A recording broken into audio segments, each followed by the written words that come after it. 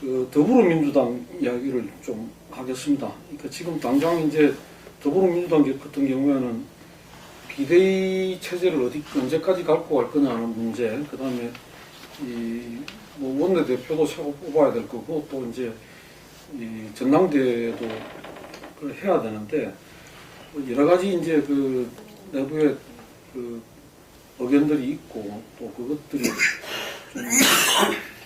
하나로 모아지기가 쉽지 않은 그런 과정에 있는 거 아닌가 싶습니다. 더불어민주당이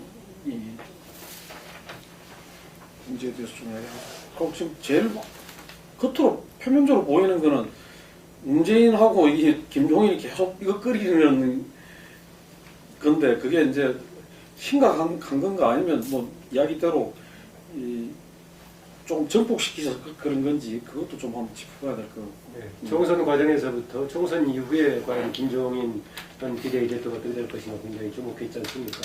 계속 총선 이후까지도 당을 장악해서 이끌어갈 것인지, 아니면 총선 끝나고 나면 갈 것인지, 뭐 이런 게 됐었는데, 그 전엔 이런 전제가 있습니다. 총선 전에 김종인 비대위 대표가 오게 된 과정이 문재인 전 대표가 당을 주도해서 통합력을 발휘하는 데 실패했던 거 아니겠습니까? 그러면 총선이 완전히 패배로 가버렸다면은 김종인 대표도 물론 가는 것이고, 거기에 대해서 문재인 전 대표도 본인도 책임을 지겠다고 했기 때문에 같이 가는데, 총선에서 이겼다라고 해석할 수 있는 그런 결과를 내서 이게 문제가 됐는데, 그러면은 본인이 통합적인 관리를 못해서 딴 사람한테 넘겨줬는데 총선 끝나고 나서 다시 내놓아라라고 하는 게 과연 타당한 거냐? 개인 소유물이라면은 임시 관리를 맡겼기 때문에 가져가라라고 얘기하는데, 저는 그게 참 애매했습니다. 그런데 대개 보면 끝나고 돌아올 거라고 얘기했었는데, 이 본인의 관리를 실패했다면은 이제 관리 책임자로서는 역량을 점검받아서 그냥 끝나는 것인데 다시 돌아오는 구조가 됐단 말이죠. 사람들이 뭐 대주주라는 이런 표현도 쓰고 있는데, 그런데 이제 만약에 돌아오게 된다고 했을 때는 김종인 대표, 현 대표는 이제 갈 길이 없는 것처럼 보였어요. 전에는 이제 총선 전에는 공천권도 주도하고 있고 급한 상황에 몰려있기 때문에 본인이 그냥 태업을 벌인다거나 그만둬버리면 당이 어려워지니까 옥주를 잡고 이제 운영을 했었는데, 끝나고 났을 때 어떻게 할 거냐? 그냥 토사구팽을 당할 수 있다라고 했었는데, 저는 상황이 그렇지만은 않은 것 같습니다. 김종인 대표가 협조하지 않은 채로 그냥 문재인 전 대표가 주도하는 당 체제로 가버린다면은 김종인 대표가 이제 비판적으로 지적하는 게 이제 도로민주당으로 돌아가는 거 아니냐라고 했었는데, 기존에 문재인 체제가 그대로 돌아간다는 이미지를 국민들에게 충분히 줄 소리가 있다. 그 점에서는 당 대표는 아니더라도 일정하게 김종인 대표가 협조해주는 이런 모양새가 필요한데, 김종인 대표는 그렇게 할 것 같지는 않다. 그 점에서는 김종인 대표가 이제 비대위 체제가 끝났기 때문에 그만 손 놓고 체제를 정상화하는 게 필요하지만은, 또 막상 그렇게 하려고 보면은 뭔가 새로운 대안 이미지가 안 보여가지고 어려워서 이러지도 저러지도 못한 상황이다. 이상적으로 보자면 저는 문재인 대표가 전 대표가 아니라 오히려 송영길 등등을 비롯한 성격은 다르지만은 기존의 대표하고는 다른 세력들이 20대 총선 이후에 당의 분위기를 바꾸자, 우리가 그 중심에 서겠다, 이런 세력이 나와 선다면은 명확하게 기존에 이제 통합 체제를 관리하는 데서 실패했던 문재인 전 대표의 한계, 그 다음에 비상체제로 운영했던 김종인 대표 체제를 정상화시키는 이런 역할을 할 수 있을 것인데, 그냥 기계적으로 김종인 내에서 다시 과거로 돌아가는 이런 양상은 좀 쉽지 않은 모양새고, 또 당으로서 바람직하지 않아서 딜레마에 빠져있지 않는가 그런 느낌이 듭니다. 당민주가 참 상황이 묘한 게, 분명히 원내 제1당이 됐으면 이건 아주 대승을 거둔 건데, 정작 총선 이후의 상황은 지금 더민주도 대단히 지금 혼돈스러운 그런 이제 상황을 이제 맡고 있어서, 참 이게 이겼는데 왜 이럴까 하는 생각이 들 정도로 이제 묘한 건데요. 일단은 기본적으로 전 김종인 대표가 너무 좀 거친 것 같아요. 1차적으로는 뭐 다른 부분 뭐 얘기하기 이전에 너무 거칠고, 이 당이라는 게, 공당이라는 게 혼자 있는 게 아닌데 정당의 그 룰이라는 게 있고 문화라는 게 있고 다른 그 많은 또 정치인들이 있고, 그런데 이거는 완전히 그냥 자기 혼자 있는 당처럼 독불장군식으로 이제 저러니까 그렇게 큰 문제가 아닌 것까지도 문제를 지금 계속 키우고 있는, 일종의 어떻게 보면은 물론 이제 총선 승리는 거뒀지만은 또 트러블 메이커가 또 한편으로는 지금 이제 되고 있는 이런 이제 상황인데, 이 상황이 지금 이제 문재인 전 대표한테는 대단히 곤혹스러운 상황일 것 같아요. 어차피 이렇게 되면 이건 같이 상처를 입고 같이 타격을 입게 돼 있는 이런 상황이란 말이에요. 그러니까 진짜 김종인 대표가 정말 그래 난 모르겠다 니들 알아서 해라 문재인 네가 알아서 해라 그냥 완전히 이제 비협조적으로 비판적인 자세로 가버리면은 더민주는 이제 도로 문재인당 이렇게 비춰질 거고 문재인 전 대표가 의도했던 김종인을 통해서 당의 외연을 넓혀서 내년 대선을 내다보는 이 그림 자체가 원점으로 이제 돌아가 버리는 이런 상황이고 오히려 더 악화될 수도 있을 것 같아요. 그렇지 않아도 문재인 전 대표가 입지가 이번 선거가 지면서 더 어려워졌는데 여기에다가 이제 김종인 대표가 요 며칠 언론 인터뷰한 거 보니까 이제 뭐 친문 친노 공격을 막 하더라고요. 문재인 저격수가 될 수도 있겠더라고요. 여기서 이제 결별이 돼버리면은 김종인 대표는 이제 문재인 전 대표를 친노 또 이제 이런 거로 이제 또 그 프레임으로 공격하는 위치가 될 수도 있겠더라고요. 그래서 만약에 이렇게 결별이 되면은 김종인 대표는 저는 이제 문재인 전 대표에 대해서는 비판적인 위치로 가면서 오히려 당내에 다른 중도 성향의 어떤 인물을 키우는 역할 쪽으로 거기에 힘을 실을 가능성도 있지 않겠는가 좀 이제 그렇게 보는데요. 그거는 이제 문재인 전 대표한테 상당한 타격이 이제 될 것 같고 그렇게 되면 결국 이제 더민주가 살 길은 너무 이 김종인 문재인한테만 매여 있어서 이 두 사람만 바라보고 가지고는 이게 악화일로로 갈 수밖에 없는 것 같고 다른 인물들이 이제 좀 부상을 해서 뭐 김부겸이든 또 뭐 손학규는 어떻게 될지 모르지만 뭐 또 뭐 박영선 장관 뭐 다른 인물들이 좀 부상을 해서 경쟁을 하는 그래서 지금 두 사람에게만 완전히 이게 갇혀 있는 이 틀을 좀 넘어서는 이게로 빨리 가는 게 이제 살 길 아닌가 좀 그렇게 이제 봅니다. 저는 그 수도권에서 더민주가 123석, 국민의당이 수도권 82석, 국민의당 2석을 얻었는데 이게 국민의당 스스로도 이렇게 더민주에서 혹은 다른 데서 안철수 외에는 당선된 사람 없다. 그럴 때 뭐 실제적으로 자기들이 그게 반박을 잘 못했어요. 왜냐하면은 그만큼 출마자들 몇 명을 제외하고는 이게 이 당선 가능성이 없는 분들이었다 이런 이야기죠. 저는 그렇기 때문에 더민주가 이 82석을 했던 거지. 예를 들면은 뭐 쇄신과 혁신이 국민들한테 뭐 이렇게 그 신뢰를 받았다든지 정책 공약을 제대로 내놨다든지 그런 건 전혀 아니었다. 그래서 이 부분을 이 문재인이 으로 가고 현재 그거를 여러 가지 지금 이렇게 여소야대 20대 국회를 제대로 이 주도해내기 위해서는 지금 이 보이고 있는 모습으로서는 안 된다. 이거는 여건이 다시 자기 체제 정비를 하고 어찌 한다면은 금방 또 이렇게 날아갈 수 있는 이 상황이다. 그래서 저는 여전히 어떤 면에서는 지금 패권주의란 말은 저는 안 쓰는데 어쨌든 친노 중심의 그 문재인 정치 세력이 큰 오판을 하고 있다. 이번 선거 결과를 저는 이렇게 봅니다. 이것이 지금 이런 문제를 다 낳고 있다. 저는 이렇게 좀 봐요. 실제로 왜 문재인이 김종인을 데려왔을까? 뭐 승질도 고약하고 자기 개성도 강해가 호락호락 이래가 안 되는데 그 왜 손학규는 안 데려오고 문재인을 데려왔을까? 김종인을 데려왔을까? 그 부분은 친노 앞에서 김종인을 세워놓으면 저분은 자기 개성이 강해서 문재인이나 친노나 호락호락 다루지 못할 사람이라고 대중이 믿을 거다라고 하기 위해서 대중을 속이기 위해서 데려왔지요. 그래서 한동안에 그게 먹혔다가 그 비례대표 문제 그 어떻게 보면 큰 문제도 아닙니다.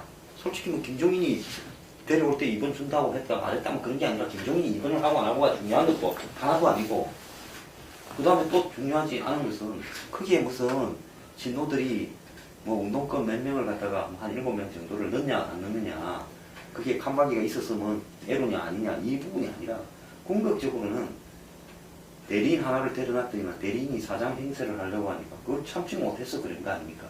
자, 그 이전까지 한번 보세요.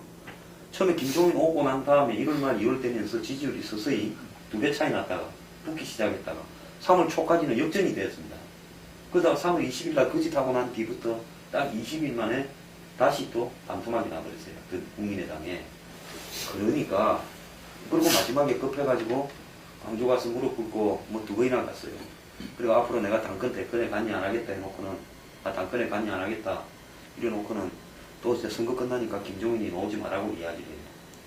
저는요, 이 진노가 궁극적으로 이번에 이런 사태를 겪으면서 정치공학적 테크닉에는 뛰어나다고 자부할지 모르지만 대중들이 이런 행태들에 대해서 엄청난 영적을 가지고 있다는 부분을 갖다가 잘 모르는 것 같아요. 그래서 SNS상이나 당 근처에 있는 한 1, 20만 명 되는 열렬한 지지자, 팬클럽들을 가지고 있다는 부분을 가지고 이번 선거 이후에 문재인 대표가 보인 행동은 나는 매우 잘못된 거다 보고 있습니다. 지금 자기에 대한 호남의 뭐 어떤 평가 부분이 끝난 것도 아닌데 한 몇 달 빠져 있으나 뭐 당에 와서 뭐 밥 먹고 뭐 김종인이 만나고 하는 거나 별 차이도 없다고 보는데요.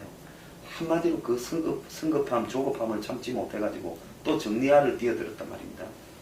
사실 김종인 문제는 진도가 빠져있는 채 나머지 사람들로 하여금 정리하라는 게 훨씬 더 나은 부분일 수 있죠. 그러다가 지금 이제 나오는 거 한번 보세요.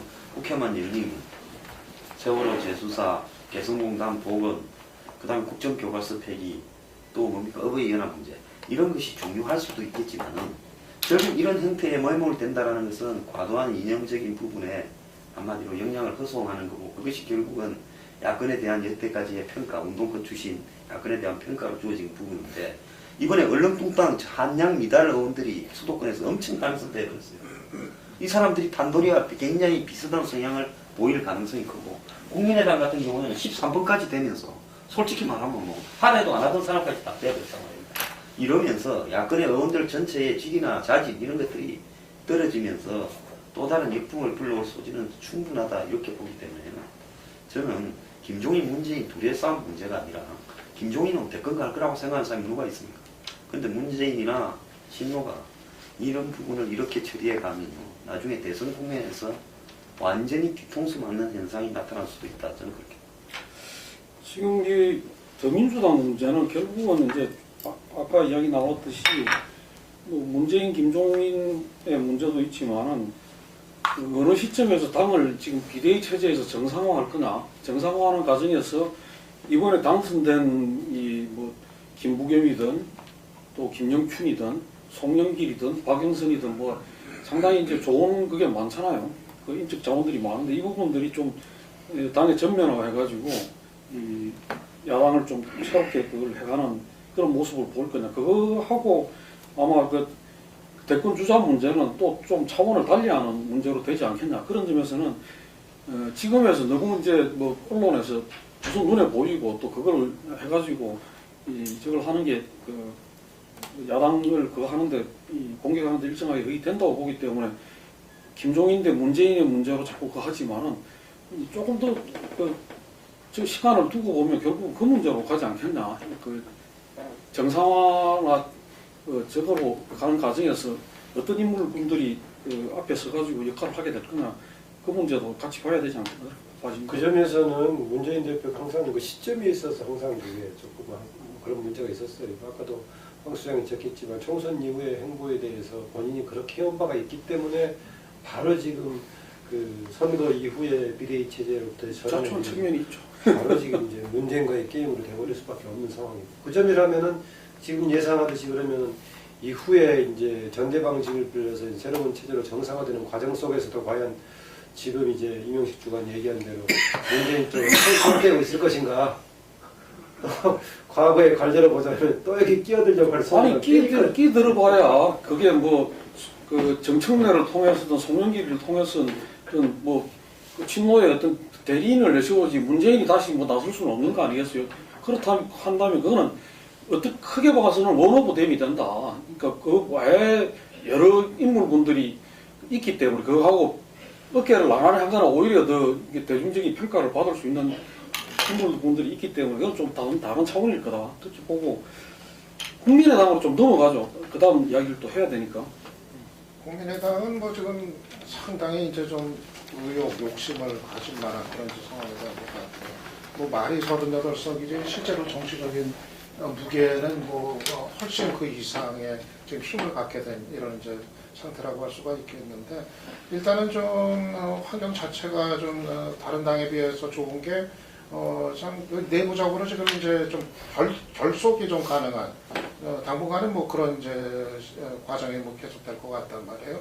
이번에 이제 뭐 안철수 대표의 이제 그 리더십이 이제 어느 정도 내부적으로 좀 확인이 됐고, 그래서 뭐 거의 뭐 이제 안철수 리더십을 다 이제 인정하고 들어가는 이런 분위기 속에서 모든 게 중요한 이제 현안들이 다 그 의사에 따라서 거의 이제 가닥이 잡혀가고 뭐 정돈이 되는 뭐 이런 상황이고, 이거는 좀 상당히 좀 유리한 조건인 것 같아요. 지금 다른 당들이 경쟁하는 두 당이 내부적인 문제 때문에 상당히 진통을 겪는 상황에서 그게 이제 대비가 되는 어떤 효과, 뭐 당분간 그게 좀 그걸 좀 누릴 수가 있을 것 같고, 그렇게 갔을 때 일단 당장 저는 이제 내년 4월 재보선이 이게 엄청 중요하다고 이제 생각을 하거든요.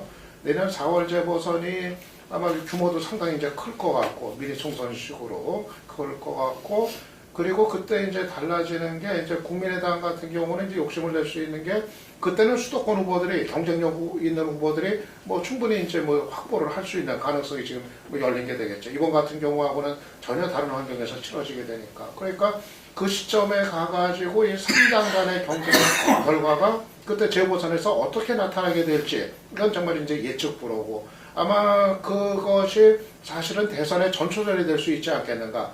특히 두 야당의 경쟁에 있어서는 그때 누가 이기느냐에 따라 가지고 야권의 어떤 중심축이 정말 이리로 갈 수도 있고 저리로 갈 수 있는 뭐 그런 아마 중대한 분수령이 되지 않겠는가, 좀 이제 그런 생각이 들고요. 그래서 저는 지금 국민의당 쪽에 일단은 잘못해가지고 이제 하게 되는 건데, 굉장히 이제 잘못해서 지지율이 추락하고 다시 그렇게 밑으로 가라앉는 상황이 되지 않는다면은, 계속 유지가 된다면은 결국 이게 이제 대선 전국에 이제 3자 구도로 가는 걸 이제 의미하지 않겠는가. 그래서 일단은 이번 총선 거치면서 이 단일화 프레임, 이건 어느 정도 좀 이제 벗어 던진 이런 이제 상황이 됐고, 단일화 안 하고도 3자 구도에서도 여당을 이길 수 있다, 이걸 어느 정도 좀 보인 상황이기 때문에, 물론 이제 대선은 또 다르다고 얘기할 수 있지만 일단은 3자 구도로 쭉 가는 쪽으로 대선 전국이 가지 않겠는가. 물론 이제 변수는 마지막에 가가지고 그렇게 했는데 막상 뭐 국민의당이 안철수가 뭐 이렇게 여당층을 끌어오는 효과가 총선 때보다 적더라. 결국은 새누리당 지지층이 다시 원내 복귀한다. 이러면 그때 가서 얘기가 달라지고 또 후보 단일화 얘기가 이제 급부상을 이제 하겠지만, 아무튼 좀 일단 기본은 좀 대선 전국까지도 3자 구도로 일단은 가는, 좀 그쪽으로 지금 흐름이 잡히고 있는 거로 봐야 되지 않겠나 생각이 듭니다.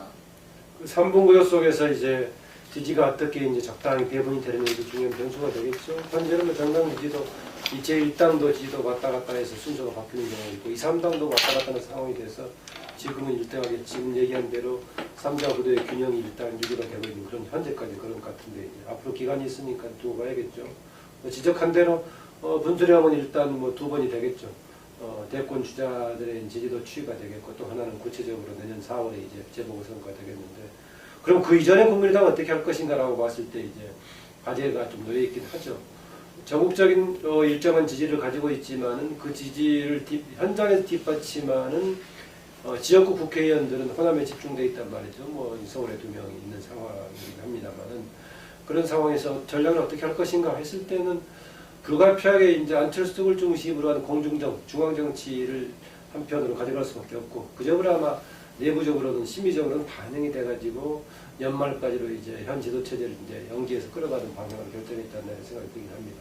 대신 직접적으로 국민들한테 가시적으로 보여지는 것은 이제 원내 활동을 통해서인데, 원내 활동을 통해서 캐스팅 보트의 역할 이상을 넘어서서 뭔가를 주도적으로 보여주겠다 했는데, 지금 정책 이슈를 던지는 데는 비교적 좀 성공적으로 가는 것 같은데, 과연 협치의 한 축으로서 역할을 제대로 할 것인가, 이게 주목되는 것 같습니다. 그러다 보니까 경험이 많은 이제 박지원 의원이 원내대표 만든 게 어떠냐 이런 얘기가 나오고 있어가지고 상당히 가능성이 커지는 쪽으로 얘기하고 있고, 또 이제 연배가 그렇게 또 너무 옛날 세대가 가다 보니까 그걸 보완하기 위해서 조금 더 순발력이 있는 다른 쪽에 뭐 김성식 의원 당선자를 정책 의장 연결시키는 패키지가 되고 있는 것 같은데, 그 점에서 어쨌든 간에 다음 구체적으로 선거를 통해서 4월 대선을 하게 되는 공중정으로서 이제 안철수 대표의 뭔가 국민 이미지, 구체적으로는 이제 원내 의정활동을 통해서 제3당이 과연 실질적으로 이전에 양당에서의 흑백 대결하고 다른 생산적인 역할을 보여줄 것인가 이게 관건이 될 것 같습니다. 저는 국민의당이 안철수 1인 원맨 플레이 정당으로 총선 이후에 총선 결과를 놓고 가는 부분에 대해서 매우 우려스럽게 생각합니다. 솔직히 뭐 국민들이 안철수라는 사람에 대한 부분을 한국에 워낙 아웃사이더나 대한 정치인이 없다 보니까 그렇게 몰아준 거지, 안철수가 과연 그럴 만한 자질이나 자격을 가지는가 하는 부분에서는 의문이 많이 있을 수 있죠. 지난 2012년 대선을 그때 정리해가는 과정에서 보면 처음부터 끝까지가 맹쾌하지 않은 부분이 한두 개가 아니었다고 봅니다. 자, 이런 부분들이 지금 연정을 던졌는데요. 저 안철수 연정이라는 부분이 뭐겠습니까? 궁극적으로 쉽게 말하면요. 결국은 새누리당의 후보가 없으니까 이건 그 대선까지의 레이스에서 경우에 따라서는 새누리당의 후보가 없으니까 나를 갖다가 데려가라 라는 의미를 갖다가 좀 포함하고 있는 부분이라고 봐요. 그러면 내가 집권하면 대통령은 내가 하고 새누리당이 뭐 장관이나 이런 부분들을 공동 집권을 통해서 나눌 수 있다, 이런 이야기를 하고 있다고 보는데, 한국적인 정치 상황에서 어떤 정체성을 갖다가 그렇게 중간에 두고 가면서 이런 게임을 하는 부분들이 바람직한가, 이런 부분에서 봤을 때 저는 어떤 정치적인 색깔이나 자기 컬러, 노선 이런 부분을 도외시한 채 승리주상주의로 대선에 임하는 정당으로 가게 될까 매우 우려스러운 부분이 있습니다. 그 훈련들을 새누리당하고 더민주사당 사이에서 캐스팅 보트를 던지면서 끊임없이 실험을 해갈라 할 거라고 저는 보고 있습니다. 그래서 결국 이런 부분들이 오히려 3당 체제가 긍정적인 부분보다 부정적인 부분들을 더 낳게 될 수도 있다라는 부분에 대해서 우려하고 있습니다.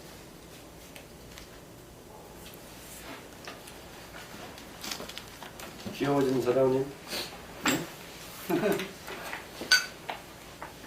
지금 뭐 국민의당 얘기하고 있습니다. 국민의당.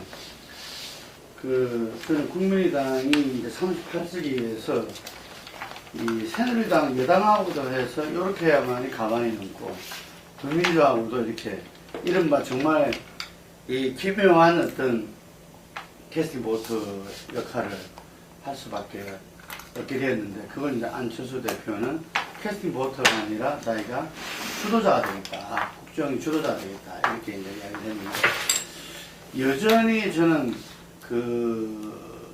본질적 부분에는 국민의당의 정체성 문제는 여전히 살아있을 것이다, 이렇게 봅니다. 이게 의원들은 아까 호남이 중심이라 했는데, 그 호남의 중심에 서 있는 분들이 이제 천정배, 정동영 뭐 이런 분들은 이 정체성이 분명하잖아요.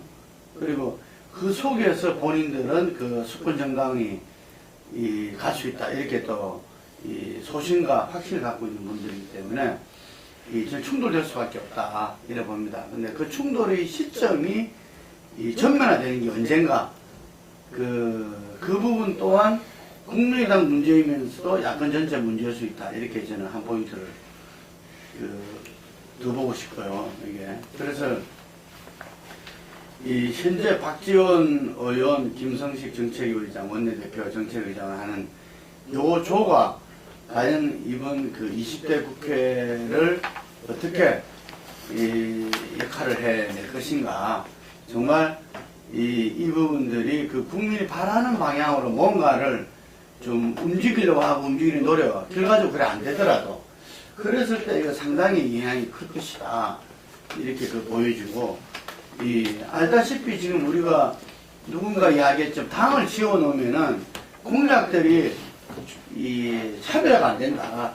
새누리당이든 더민주든 뭐 국민의당이든. 제가 볼 때는 새누리당하고 여러 가지 몇 가지 부분으로 틀릴 건데, 사실 국민의당하고 더민주는 거의 차이가 없는, 뭐 이랬을 건데, 이런 부분 속에서 과연 유권자들이 자기들이 어느 당을 갖다가 이렇게 지지할 것인가 하는 부분이 아마 이번 정기국회에서 저는 일련의 과정 속에서 또 그 과정에서 금방 말씀한 국민의당이 자기 정체성 문제를 어떻게 해결해 나가는가, 뭐 민생이 최고의 정체성이다, 이렇게 부르짖지만 어쨌든 거기에서도 저는 다 이렇게 드러난다 봐요. 이게 물론 지금 이 서로 간에 뭐 개파라든지 뭐 이런 부분들이 없는 것이 가장 큰 강점이다 이랬는데 제가 이제 듣기로는 천정배 의원이 지난번에 그 뭐 야권 통합을 밀어붙였을 때 자기가 마지막에 접었잖아요.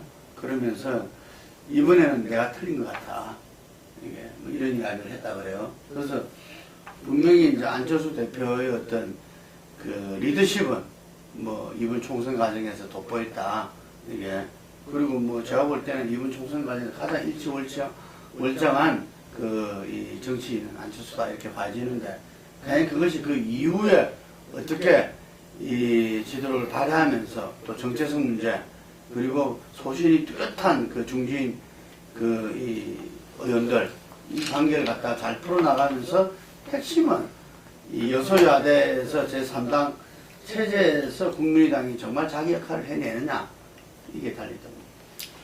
예, 끝까지 하고 이 정의당이나 지금 요번에 이제 원 진출에 실패한 정당들도 많이 있는데 정의당은 상당히 지금 좀 딜레마에 처해 있는 게 아닌가 내부적으로 그렇게 봐집니다.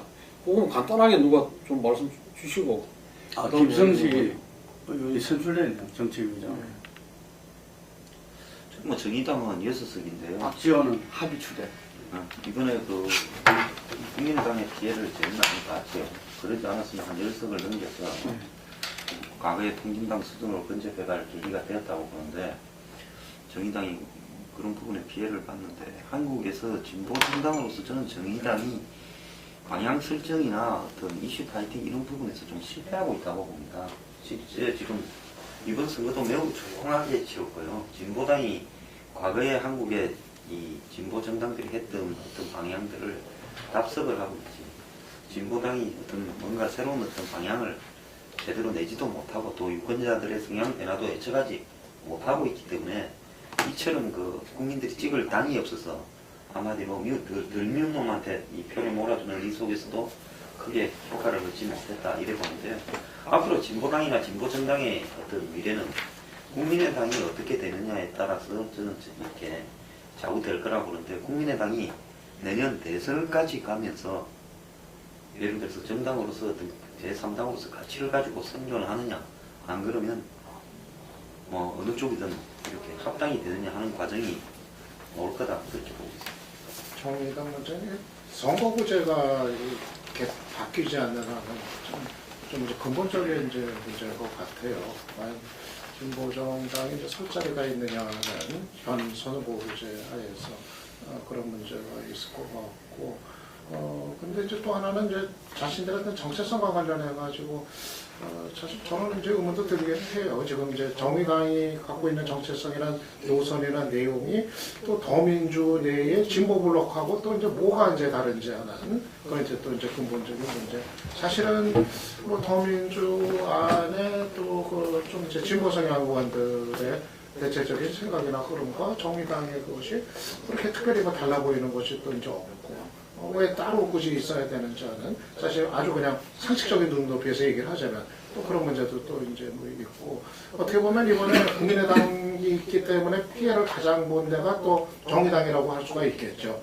사실은 일단 1번도 싫고 2번도 싫은 층이 전에는 이제 진보 정당으로 많이 갔는데 이번엔 그게 이제 국민의당으로 이제 대거 이제 유입이 되어버렸으니까 그래서 근데 지금 체제가 이제 계속되는 상황에서는 정의당이 더 계속 좀 어려워질 수밖에 없는 상황 아닌가. 결국은 이 선거구제 개편 문제를 어떻게든 이 선거제 개편 문제를 선거제 개편을 공조를 해가지고 좀 적극적으로 나서가지고 좀 그거를 좀 성사시키는 쪽이 좀 방향 아닌가 싶습니다. 되게 뭐 그렇게 보고 있잖아요 지금. 그러니까 그 내부에서도 그 세 가지 때문에 고민인 것 같더라고. 하나는 뭐냐면 이번 여수야대를 그걸 해가지고 선거제도, 그러니까 선거법 개정을 좀 결선투표제 같은 것도 이어가면서 해갖고 좀 바꿀 수 있느냐는 거하고 두 번째는 이제 차라리 민주당하고 합쳐가지고 민주당 내 진보 부록을 강화하고 그러면서 이제 그 다음을 보는 왜냐하면 이제 신상정 노회찬이 둘 다 3선이 됐잖아요. 3선이 됐지만은 지금 저 6명 의석 가지고는 아무것도 할 수 있는 게 없다는 이제 딜레마에 봉착을 한 거죠. 그 다음에 하나가 이제 국민의당이 저대로 갈 거냐 아니면 그거 하고 나면 다시 제3당의 지위는 이 자기들한테 올 건데 막 이런 거 하고요. 이런 것들 때문에 지금 향후 거치를 놓고 상당히 내부적인 고심이 많은 것 같아요. 그런데 그게 무슨 뭐 하루 이틀에 끝나는 것이 아니라 이제 총선이 끝났기 때문에 다음 달에 이제 20대 임기가 시작이 되니까 상당 기간 동안 이 체제가 지속된다고 봐야겠죠.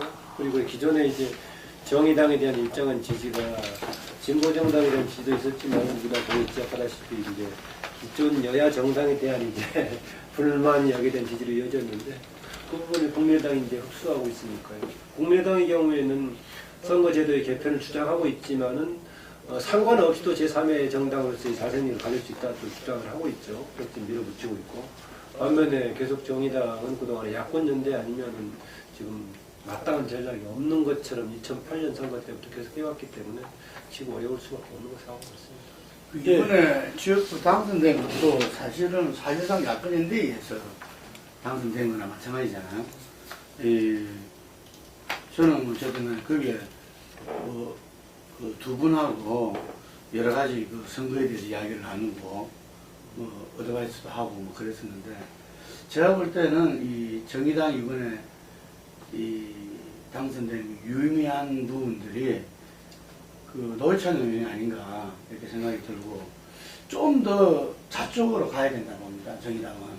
그러니까 지금 이제 이번에 그 무소속으로 당선된 분들 울산에서 그분들도 진보 블록의 어떤 통합을 보고 자기들도 당을 정하겠다 이런 이야기를 했는데 그 어떤 면에서는 우리 그 종북주의 뭐 종북론 뭐 이런 부분들 때문에 약간 움츠리던 부분도 있고 그러는데 정말 진보 정당이면은 진보 정당답게 가야 되지 않느냐. 그런데 아까 뭐 한 3가지를 이야기하셨는데 그 중에서 더민주 합당에서 진보 블록 강화 이런 부분들이 그 정의당에 있어서 기본적으로 정의당이 이렇게 늘 생각하고 있는 거 아니냐. 이것이 진보 세력 내 굉장히 불신을 이렇게 하게 있고 몇 번씩 어떤 진보 세력의 그 통합 합당 뭐 이런 부분들을 위해서 그 장애 요인으로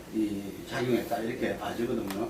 그래서 이번에 보면은 7.23% 그 비례를 받아서 내석을 받았는데 아마 유일하게 모두 다 예측이 맞았던 게 정의당 의석수 6석 이걸 뭐 거의 다 맞춘 것 같은데 제가 볼 때는 이게 이전에 그 8석을 넣을 때가 그때 13%였던가요? 2004년도에 13%. 예. 그러니까 그때도 그렇고 지금도 이것이 뭐 진보 이 부분들이 뭐 사람들이 다 뭐 모순이나 문제가 해결돼 가지고 더 줄어든 않아서 두고 제가 볼 때는 13%가 15 내지 20%까지 얼마든지 그 지지의 여건은 나는 그 객관적 조건은 강화되어 있다 이렇게 봅니다. 그래서 그 부분은 뭐 말하자면 그 종북론이라든지 그 방해산이라든지 뭐 워낙 이 박근혜 정부의 이런 문제 물론 본인들도 그 와중에서 예를 들면은 분당하고 막 이런 것들이 쭉 이렇게 노정돼서 그런데 저는 이 진보 세력의 객관적 조건은 성숙돼 있다. 이게 그런데 이 부분들에 대해서 자기들이 다시 이 진보 세력을 갖다가 통합하고 강화해낸다면은 얼마든지 새로운 이렇게 기운이 있고 저는 이 대선 과정에서도 예를 들면은 이전에 우리 대선 후보들도 5%만 넘으면 아주 유력한 유의미한 주자가 되는 거거든요. 그 가운데서 자기 역할도 있다 이렇게 봅니다. 그 관련해서 폴리 빅토이니까 영어를 한번 지적 좀 하나 하고 싶은데요. 아까 13% 얻을 때가 이제 요즘 이야기로 하는 그 교차 투표의 효과를 가장 많이 봤던 예. 것이 2004년에 민주노동당 아니었어요. 그럼 좀 교차 투표라고 계속 써버리니까 아니라 그래요? 예, 왜냐하면 교차 투표라는 그러면 원래 주인이 누구냐라는 얘기가 나와요. 내 소속 정당하고 다른 쪽으로 되게 투표했을 때 국회를 두고 교차 투표라고 얘기해요. 그걸 교차 투표라고. 예, 그랬을 때 그러면 이번에 국민의당을 찍을 표는 그러면 원래 더민주권인데 국민의당을 찍었다고 봐야 되느냐? 국민의당 표인데 그냥 개인 지역구를 지었다고 해주느냐. 이거 왔다 갔다 할 수 있잖아요. 서로 상반된 주장이 가능한데, 그래서 일반적으로 얘기할 때는 그냥 분리투표, 분할 투표라고 하는 게 하지 말이에요.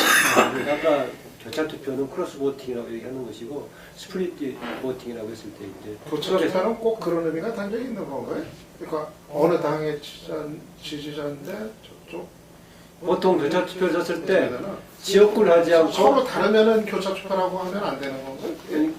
그냥 그동안 했을 때는 소속 정당하고 다르게 투표를 했다는 것을 교차 투표를 얘기했었는데, 그러면 이제 소속 크로스 보트란 말에서 나오니까 그러니까. 미국에서 크로스 보트라고 미국에 쓸 때 그러니까 원내 소속 정당인데, 국회에서 그러면 원래 누구 거였냐 주장이 이제 원적 논란이 헷갈릴 수 있지. 예를 들면 국민의당 것은 원래 우리 당 소속인데 후보는 저쪽을 밀어주려고 갔다 얘기할 수 있고, 반대로 저쪽에서는 또 이제 예. 그게 더 좀. 분리투표구나. 그 문제는 그 정도로 하죠. 그 정도로 하고 이제 내일 모레면 4월 말이고 이제 5월달에 접어드는데 상당히 전국이 가팔라질 가능성이 많은 것 같습니다. 우선은 이 경제 정체에 큰 그걸 미치리라고 보는 그 조선업, 해운업, 철강, 유화 등까지 이 대규모 구조조정이 불가피한 상황으로 치닫고 있고, 이게 이제 경제 전반에 또 큰 파급을 미치리라고 보는데, 이 부분을 어쨌든 정치권이 그 어떤 방안을 마련하고 해결해내야 되는 그런 그 문제가 있는 것 같습니다. 그리고 또 지금 그 당량 해남으로는 청와대가 이제 국정원이 어버이연합 등 보수단체를 배후에서 그동안 조종해오면서 정경련을 통해서 자금도 되고 또 각종 지표나 이런 거를 하도록 저걸 했다, 이런 것도 이제 나와가지고 이 부분은 아마 국정조사까지 갈 수도 있는 사안이 아닌가 이렇게 봐집니다. 그래서 5월 전국 현안과 관련해가지고 말씀 주시죠. 이제 여소야대 환경에서 특히 그 야권이 이제 좀 지혜롭게 이걸 잘해야 될 것 같아요. 이제 민생 의제하고 정치 의제를 어떻게 이제 결합을 조화롭게 이제 잘 시켜나가느냐 이걸 것 같은데, 일단 올해는 제일 우선적인 문제가 민생 문제이면은 좀 분명한 것 같아요. 지금 상황이 좀 상당히 심각하게 돌아가는 것 같거든요. 지금 구조조정 문제, 조선, 해운 이쪽부터 시작해서 아마 연말까지 가면 지금 대기업들 구조조정 문제가 대단히 좀 심각할 것 같은 얘기들이 공공연하게 나오고, 그러면은 이 구조조정 문제와 함께 또 이 사회적 안전망의 문제, 또 거기서 이제 해고되면 이것도 어떻게 할 건지 등등, 아마 올해 우리 사회 전반에 아마 올해 시간이 갈수록 연말까지 갈수록 굉장히 이제 절박한 문제가 될 것 같아서 여기에 이제 우선적인 방점을 찍는 건 맞는 것 같고요. 이제 그러면서 이제 또 정치적으로 여소야대 속에서 비로소 이제 밝힐 수 있는 여러 가지 이제 문제들, 이런 것들을 이제 또 적극적으로 이제 다뤄나가야 될 거고, 또 지금 박근혜 정부하에서 얼마만큼 이제 잘못된 일들이 있어 왔는지 이런 것들을 제대로 진상대로 규명하는 일들 이런 게 있어야 될 텐데, 저는 그 과거 이제 열린우리당 시절에 했던 우를 범해서는 좀 안 된다고 생각을 해요. 야권이 그때 이제 4대 개혁 입법 이거를 슬로건으로 내걸어가지고 완전히 4대 개혁 입법에 이제 올인을 해가지고, 근데 그거를 그때 그때 야당 내에 열린우리당 내에 이제 강경 파트들이 이거를 분위기를 이제 선도를 하면서 결국 여러 가지 협상이 다 되고서 국가보안법 같은 경우도 사실상 이제 대체 입법을 하기로 합의가 다 그때 이제 박근혜 위원장이었죠. 그때 거기까지 이제 다 합의가 됐는데 결국 마지막에 그게 이제 판이 깨져가지고 결국 얻은 것은 아무것도 없고, 국가보안법은 그대로 지금 그대로 지금 더 이상 누구도 건드리지도 못하는 그런 성역이 이제 돼버렸고, 그래가지고 그때 열린우리당이 추락한 계기가 바로 그거를 이제 겪으면서 추락을 하기 시작했던 건데, 저는 그때가 정말 좀 그런 어떤 좀 기회를 발휘하지 못했던 그런 우를 범했던 시기였다고 생각을 해서, 지금 여소야대 환경이 됐지만 이거를 좀 국민 정서에 맞게 좀 지혜롭게 나가는 그런 게 좀 특히 야권한테 필요하다고 생각을 합니다. 최근에 이제 국정원과 또 청와대 박근혜 대통령 청와대 쪽으로 이제 분리를 했었는데, 국정원 청와대 의원이라든지 여러 가지 이제 개입 뭐 논란 같은 경우는 저는 이 자체가 이미 레임덕 현상을 보여주는 거다라고 보고 있습니다. 당에서 이런저런 입장이 다른 목소리가 나오는 거 못지않게 비공식적으로 주변에서 이제 또 집권 세력에 도움이 됐던 이런 것들 문제가 드러나고 있는 레임덕 현상인 것인데 아까 지적했던 국정조사의 뭐 대상이 되고 뭐 청문회감이라고도 얘기하고 있는데 오늘 아침에 마침 내가 신성정연하고 인터뷰에서도 뭐 그런 문제를 좀 해봤었는데 필요하지만 우선순위에서는 지금 이걸 전제로 정치 싸움으로 국민들이 인식될 소지가 있다. 그래서 중요한 관리임에도 불구하고 당장은 이런 문제를 국회에서 전면에 던지기는 조금 우선순위를 기해 아닌가 그런 얘기도 있는데 듣고 보니까 일리가 있는 것 같기도 하더라고요.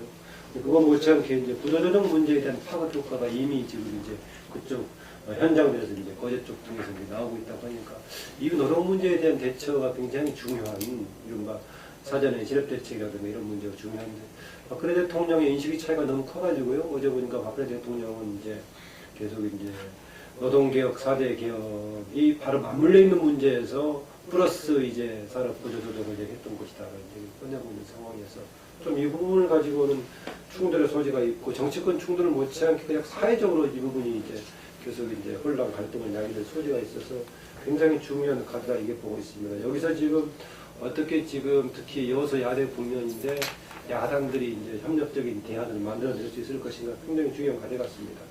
당장은 저는 여러 가지 정치적인 논란의 소지가 있음에도 불구하고 세월호 특별법 시기 이제 연장은 법제화하든가 아니면 법제화하지 않더라도 해석하는 쪽을 인정하든가 이 부분은 정치적인 논란의 소지가 있더라도 아마 야권 쪽에서는 이것을 해결할 1차적인 과제로 던지지 않겠나라고 보고요. 국회 선진화법은 논의만 되다가 이렇게 지나갈 것을 좀 보이기 불리합니다. 저는 이렇게 봅니다.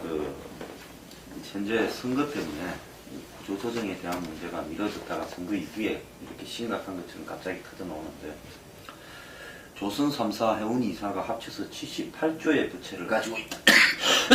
이때까지 이 170억의 공적 자금이 IMF하고 금융위기 때 투입되었는데 그 절반쯤 되는 게 이 5개사가 가지고 있다는 것은 매우 심각한 부분이라고 보는데요. 이 문제를 갖다가 야권이 주장하는 대로 사회 안전망을 가지고 해결할 방법이 있느냐 저는 없다고 보고 있습니다. 시장 논리에 맡겨가지고요. 부동산서 문 닫으면 문 닫을 수밖에 없고 다만 이제 뭐 정부 차원에서 재취업을 하기 위한 교육을 시킨다든지 이런 어떤 부분에 대안밖에 없는 거지. 이 문제를 정치적으로 개입하면 과연 이것밖에 없을 것인가. 엄청나게 큰 게 있을 거고요. 결국 이게 뭡니까? 대마불사로 국민들 세금 놓고 빠가는 거 아닙니까?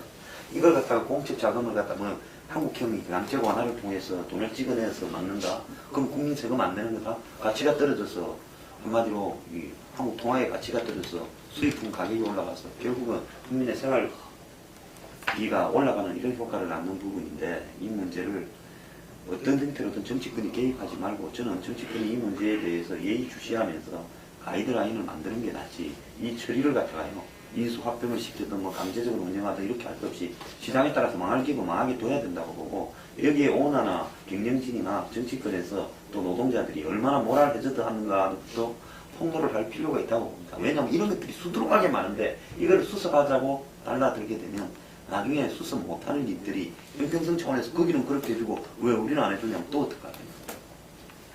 그런 문제가 있기 때문에 정치권이 이 문제를 취급하는 데서 잘못 엮여들면 야당이 아마 총선의 성과가 이 문제로서 다 상쇄될 수도 있다 이렇게 보고요. 그 다음에 지금 무슨 개성공단 관련되는 보건 문제라든지 세월호 무슨 재수사 또 무슨 국정교과서 또 어버이연합 문제 저는 어버이연합 문제 이렇게 봅니다. 이번에 이렇게 문제가 돼서 이번에 밝혀진 부분에서 하자가 있는 부분에 철저히 처벌하고 조사하도록 촉구하면 되는 거고 결과에 따라 처벌하면 되죠.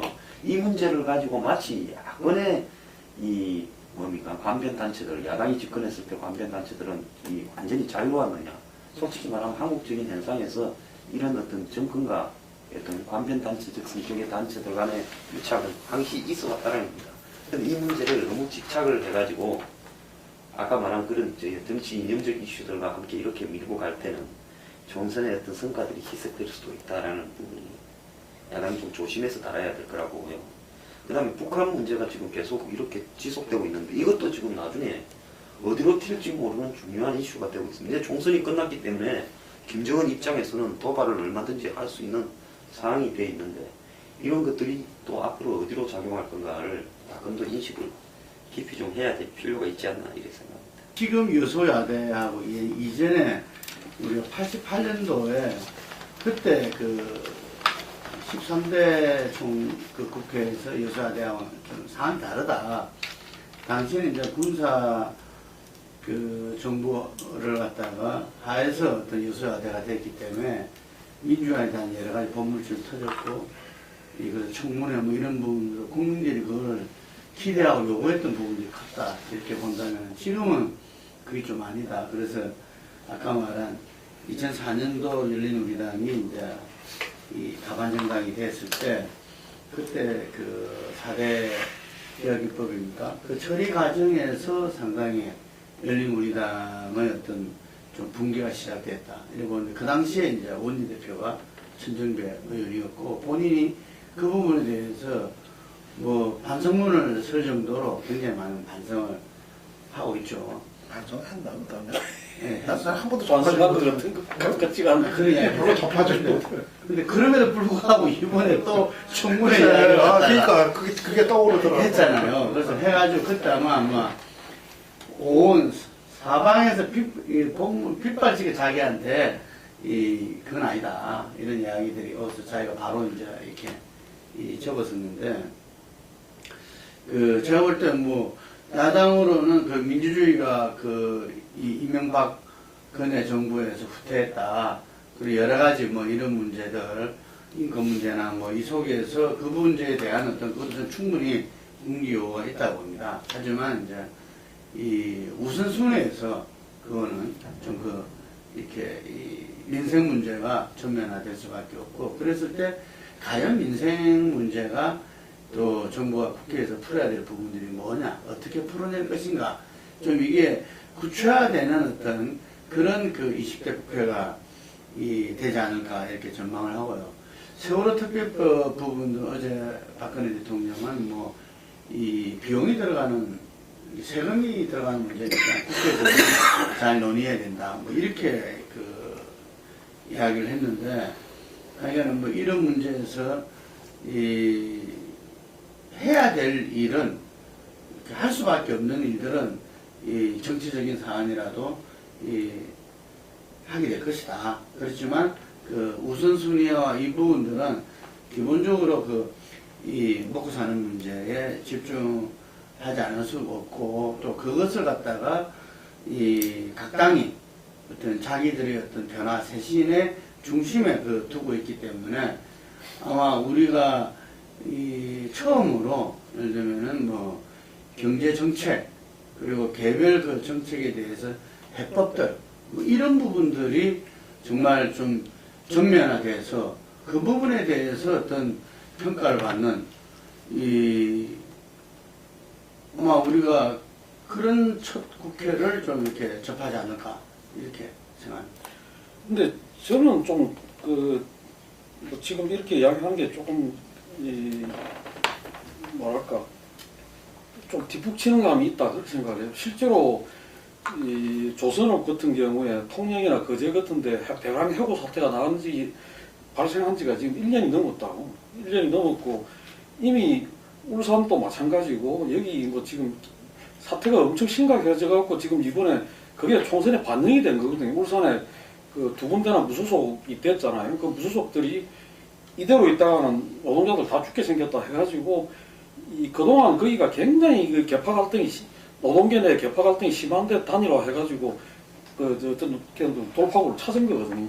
근데 영남에 이번에 뭐 창원 거제도 지금 거의 요번에 뒤집힐 뻔했다가 지금 간신히 그거 했던 거고, 부산의 이쪽 임해 벨트 쪽에 그거라든가 울산이라든가 이런 전반적인 현상이 이미 심각한 어떤 영남권의 경제 상황 이런 게 반영돼 갖고 일정하게 나타나는 결과다 이렇게 봐야 되고, 그런 점에서는 그동안 정부가 도대체 이 4대 개혁을 이야기하고 뭐 이야기했지만은 이런 상황에 대해서 얼마나 심각하게 인식을 하고 이 문제 제기를 해왔고 그런 걸 해왔나 보면 마치 이게 지금 어제 오늘 일인 것처럼 하는 것 자체가 굉장히 그러다.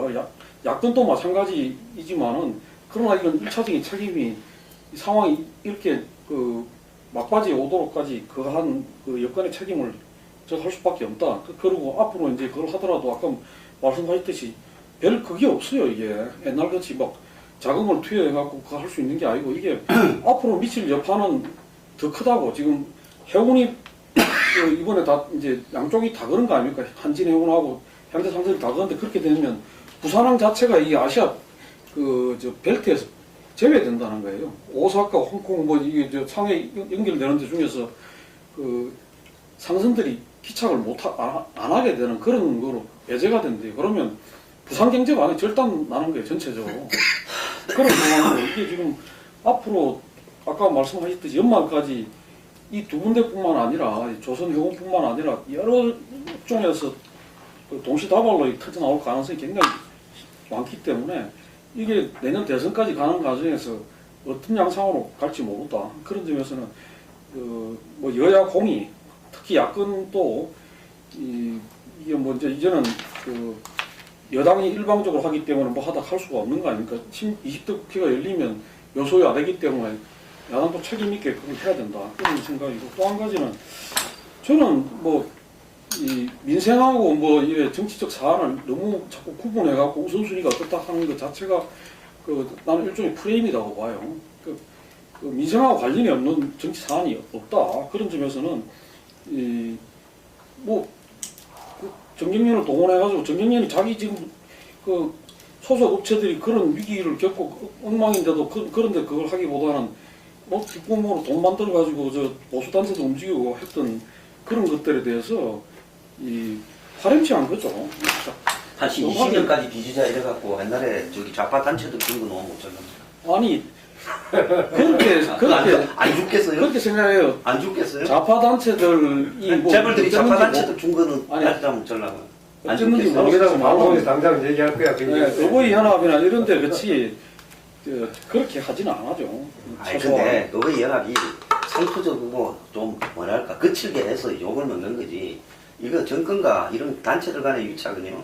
재벌들하고 유착. 문제가 이렇게 드러나는 것들은 다 밝혀야죠. 그러니까 저는 그런 점에서는 이 민주주의 후퇴하고 뭐 한 문제들에 대해서는 그 여소야대에서 그걸 못하면 말라고 국민들이 그 야당 꼽아줍니까? 야당 밖에 제대로 해야 된다. 그리고 특히나 저는 이 남북 문제에 있어가지고 제대로 좀 그걸 하지 않으면 뭐 맨날 그 김종인식으로 저런 식으로만 이야기할 것 같으면 야당할 필요가 없는 거죠.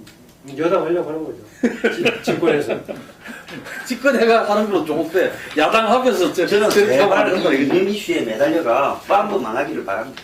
예. 그러니까 그 민생하고 정치하고 뭐 다 연결이 돼 있지만 그래도 이제 대국민 전략도 필요하죠. 그게 이제 전략이 필요하니까 국민들에게 어떻게 받아들여지는지. 현안에 대한 좀 쪽집게식이라고 그럴까? 그 케이스 가지고 이제 접근하는 게 맞을 것 같고요. 이제 너무 이제 우려했던 건 저런 거죠. 그러니까 너무 무차별적으로 뭐 8년 청문회를 하자 해가지고 그냥 무차별적으로 이제 다 한꺼번에 이거 안 하면 그거는 법안 통과시켜준다 하고. 그게 이제 조절이 필요하다는 열심히 얘기고. 예. 마지막으로 뭐 이게 앞으로 이제 각 당에 좀 주목해봐야 될 새로운 어떤 그 정치 뉴리더랄까요? 이 문제 한번 이야기를 해보려고 했는데 시간이 지금 하네요. 이름만 한번 조사서 해보시죠. 아니 뭐 순차적으로는 일단 이제 국회 지도부에 뭐 어떻게 또 되느냐, 또 원내 대표가 어떻게 구성되느냐, 이 과정을 지켜보면서 정리가 되지 않겠는가. 이런 뭐 차기 잠룡들도 당 지도부가 정리가 되는 과정 속에서 있는데요. 일단 그 국민의당은 이제 뭐 재편되는 것이 없고 이제 거의 유일한 게 국회 부의장쯤이 누가 되는 정도만 남아있고 현행 체제가 당분간에 계속될 거 아니겠어요? 더불어민주당은 아까 이인우리가 논의가 했던 지금 이제 김정인 체제가 어떻게 바뀔 것인가 이게 1차적인 이제 변수가 되기 때문에 여당에게 새누리당은 이제 새로운 인물이 조금 부각되기 약간 시간이 걸리지 않겠나 하는 느낌이 있습니다. 다만 이제 비대위 외부 영입문제들과 논의했던 바고 원내대표도 되게 몇 명 좁혀지긴 하는데 어느 쪽이 가든간에 그렇게 뭐 역량을 기대하기는 좀 어렵지 않나 그렇습니다. 네, 오늘 여기까지 하겠습니다.